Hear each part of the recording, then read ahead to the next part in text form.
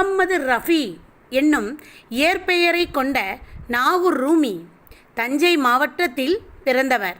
இவர் 80களில் கணையாழி இதழில் எழுதத் தொடங்கியவர்.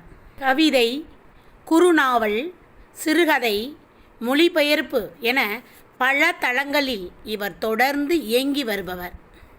சி, சுபமங்களா, புதிய பார்வை, குங்குமம், கொல்லிப்பாவை, இலக்கிய வெளிவட்டம், குமுதம் ஆகிய இதழ்களில் இவரது படைப்புகள் வெளியாகியுள்ளன.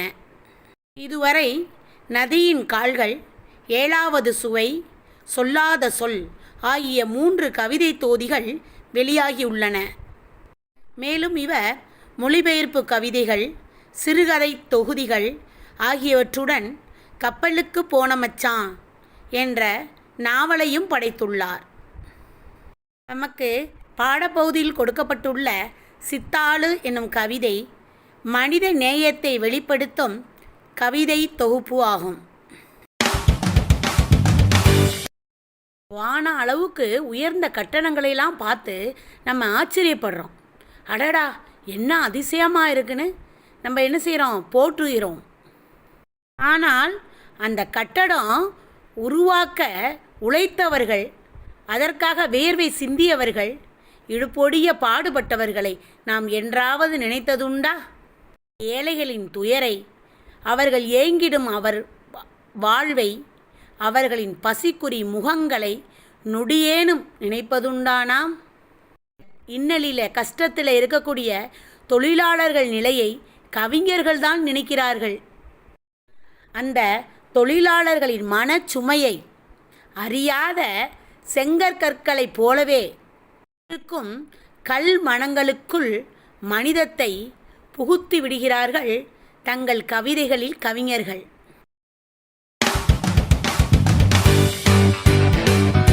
பொற்காலமாக இருந்தாலும் இவள் தலையில் எழுதியதோ கற்காலம்தான்.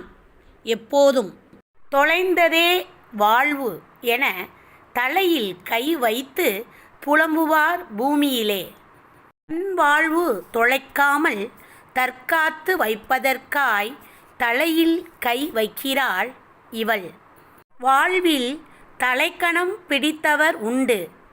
தலைக்கணமே வாழ்வாக ஆகி போனது இவளுக்கு. அடுக்கு மாடி அலுவலகம் எதுவாயினும் அடுத்தவர் கனவுக்காக அழுக்காமல் இவள் சுமக்கும் கற்களெல்லாம் அடுத்த வேளை உணவுக்காக.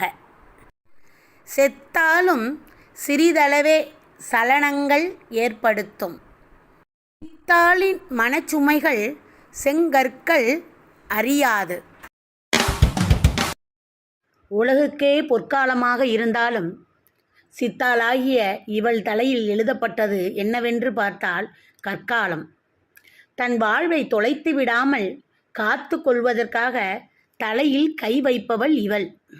வாழ்வில் தலைக்கணம் அகந்தை மிக்கவர்கள் அதிகம் இருக்கும்போது ஏழ்மை காரணமாக தலையில் கல் சுமந்து தலைக்கணமாகவே வாழ்கிறாள் சித்தாள்.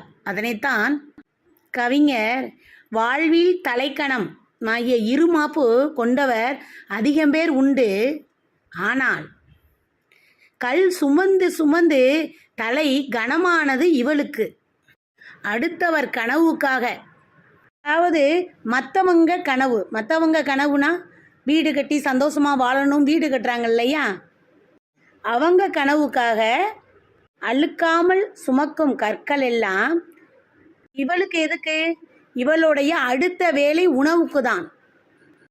அடுத்த வேளை உணவுக்காக சுமைகளை இறக்காமல் சுமக்கும் இவர்களின் மரணம் கூட சிறிதளவே சலனத்தை ஏற்படுத்துமாம்.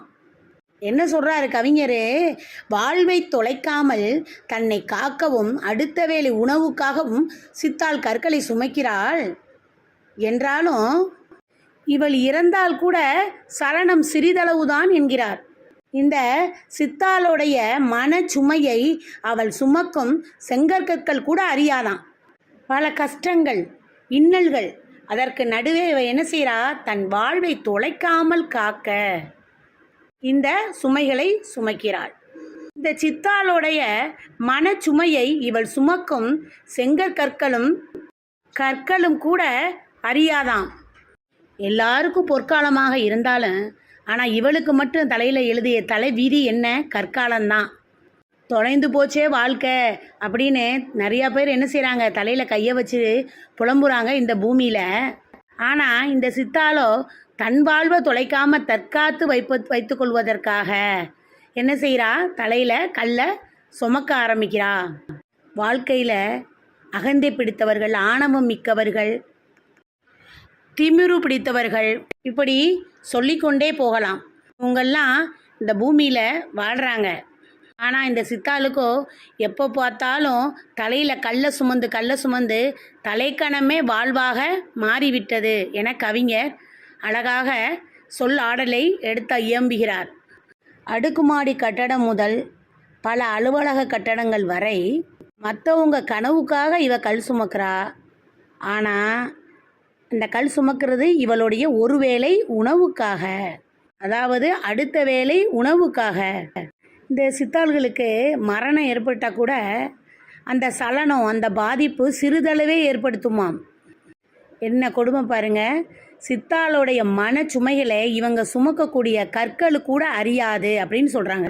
இதோடைய உட்பொருள் என்னன்னு பார்த்தோம்னா, இவங்க சுமக்கக்கூடிய கற்கள் கூட அறியாமல் இருக்க போகும்போது பிற மனிதர்கள் என்ன புரிந்து கொள்ளவா போகிறார்கள் என்று சித்தாளுடைய துயரங்களையும் கஷ்டங்களையும் அவங்களோட மனச்சுமைகளையும் அழகாக இந்த கவிஞர் நாகூர் ரூமி கவிதை வரிகளாக படித்திருக்கின்றார்.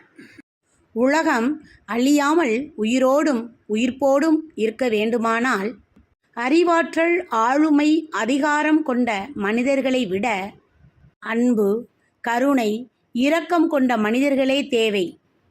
மனித நேயத்தின் மூலமே இறைவனை காண முடியும். பல ஆயிரம் ஆண்டுகளாக மனித நேயம் மாண்புடன் வாழ்ந்த புனிதர்கள் நிறைந்த பூமி நமது பூமி. உயர்வான ஒழுக்கம், உன்னதமான பண்பாடு, அவலக்குரல் கேட்டால் துடித்தேடும் மனித நேயம், ஆன்ம நேயம், அத்தனை நற்பண்புகளோடும் உலகம் வியக்கும் வாழ்க்கை வாழ்ந்து மனித குலம் செழிக்க வழிகாட்டினார்கள் நம் முன்னோர்கள். நாம் இந்த உலகில் வாழ்வது ஒரு முறைதான்.